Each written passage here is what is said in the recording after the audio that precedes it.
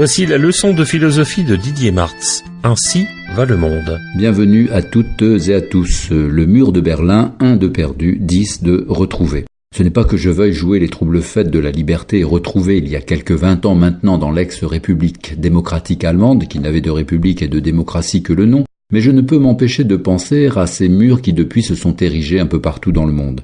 20 ans après la chute du mur de Berlin, on compte environ 18 000 kilomètres de murs, remparts et autres palissades nouveaux qui séparent, ici et là, le monde en deux. Le journal Télérama, dans un dossier consacré à ces nouvelles frontières, cite des murs entre les États-Unis et le Mexique, Israël et la Cisjordanie, la Chine et la Corée du Nord, le Botswana et le Zimbabwe, l'Afrique du Sud et le même Zimbabwe, l'Arabie saoudite et le Yémen, l'Inde et le Pakistan, le Bangladesh et la Birmanie, l'Ouzbékistan et le Kirghizstan, l'Union européenne et l'Afrique du Nord dans les enclaves espagnoles de Ceuta et Melilla. Il faudrait ajouter, souligne dans le même dossier la politologue américaine Wendy Brown, les murs dans les murs, ces cloisons étanches qui fleurissent dans les villes pour séparer les uns d'avec les autres, les riches d'avec les pauvres, les nationaux d'avec les immigrés. Viennent ensuite les quelques 250 centres de rétention, zones d'attente ou de transit, qui bordent l'Europe et, sans que la liste soit close, les divers camps de réfugiés clôturés de barbelés qui émaillent le monde.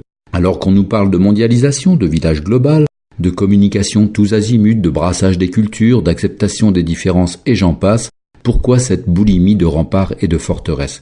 Pour se protéger, certes, mais se protéger de qui? Des autres hommes. Des hommes se protègent d'autres hommes. Ceci en dit long sur notre capacité d'intégration et d'acceptation. À terme, cette frénésie risque de se retourner contre leurs promoteurs et nous-mêmes. Sans doute faut-il voir également dans ce que Wendy Brown appelle le désir de mur, une pathologie nouvelle qui ronge des individus perdus dans une mondialisation qui leur échappe à la recherche d'identité, de sécurité et de limites.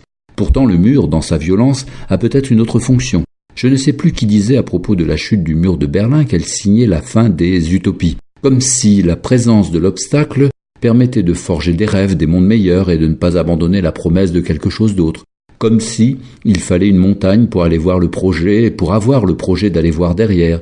Comme si, et c'est bien là le paradoxe, pour éprouver sa liberté, il fallait pouvoir franchir un mur. Sartre disait étrangement, et au risque de nous faire bondir, que jamais nous n'avons été plus libres que sous l'occupation allemande. Pourquoi? Parce que, selon le philosophe, vivre sous l'occupation, c'est être exposé en permanence au danger, c'est avoir à chaque seconde la conscience d'être vulnérable et mortel. Les actes, les paroles, les pensées prennent dès lors un poids qu'ils n'ont pas d'ordinaire, il faut choisir, et c'est l'occasion d'exercer sa liberté. Mais il est peu probable qu'un désir d'apprendre la liberté aux individus soit derrière cette obsession des frontières. Ainsi va le monde.